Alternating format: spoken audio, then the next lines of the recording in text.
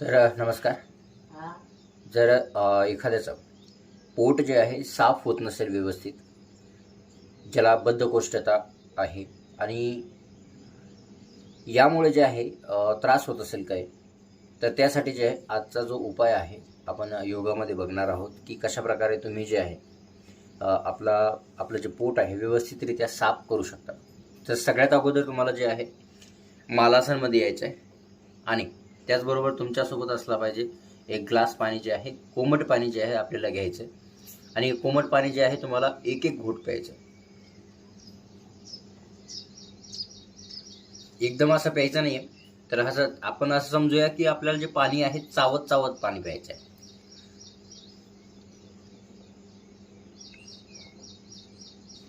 आता हे पाणी पिल्यानंतर आपल्याला अशा पद्धतीने जे आहे मालासनमध्ये बसून राहायचं हे अशा पद्धतीने. आणि यानंतर दुसरी गोष्ट असं आहे की आपले जे गुडघे आहेत हळूहळू काय करायचं, हे अशा पद्धतीने ह्या खाली टेकायचं आहे. आता बघू शकता तुम्ही माझ्या इकडल्या साईडला म्हणजे पोटाच्या ह्या भागावरती जो आहे प्रेशर येत आहे आणि त्यानंतर या साईडला. तर ह्या पद्धतीने आपण जे आहे पाणी पिल्यानंतर दोन्ही साईडला 5 ते 6 वेळा राईट, 5 ते 6 वेळा लेफ्ट, 5 ते 6 वेळा.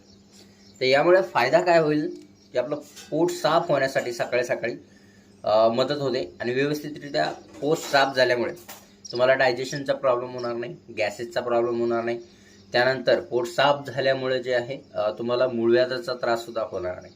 तर अशा पद्धतीने हे मालासनमध्ये पाणी पिल्याचा फायदा जो आहे या प्रकारे आपण घेऊ शकतो.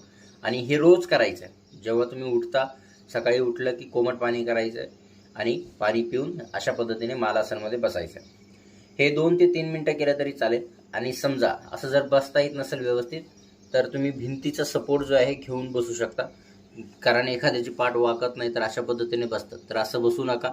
जास्तीत जास्त प्रयत्न करा की तुमचं पोट जे आहे मोकळं राहिलं पाहिजे, पाय जे आहे बाहेरच्या दिशेने राहिले पाहिजे अशा पद्धतीने. यामुळे फायदा असा होतो की आपली पाठ तर सरळच राहते आणि त्यानंतर ग्रॉइन्सला जे आहे या ठिकाणी हे जे बोन्स आहेत या ठिकाणी सुद्धा आपल्याला फायदा होईल त्याचा. आणि आपल्या हॅमस्ट्रिंग जे आहे स्ट्रेच होतील. आणि त्यानंतर यासाठी गुडघ्यांसाठी सुद्धा मालासनमध्ये बसण्याचा फायदा आहेच, त्यानंतर पाठीसाठी सुद्धा आहेच. आणि सगळ्यात महत्त्वाचं म्हणजे पोट व्यवस्थित साफ होणे आणि डायजेशनला कोणताही प्रकारचा त्रास होणार नाही. तर अशाच प्रकारच्या टिप्ससाठी आपल्या चॅनलला नक्की सबस्क्राईब करा आणि आपण अशा टिप्स घेत एवढं. ठीक आहे, धन्यवाद.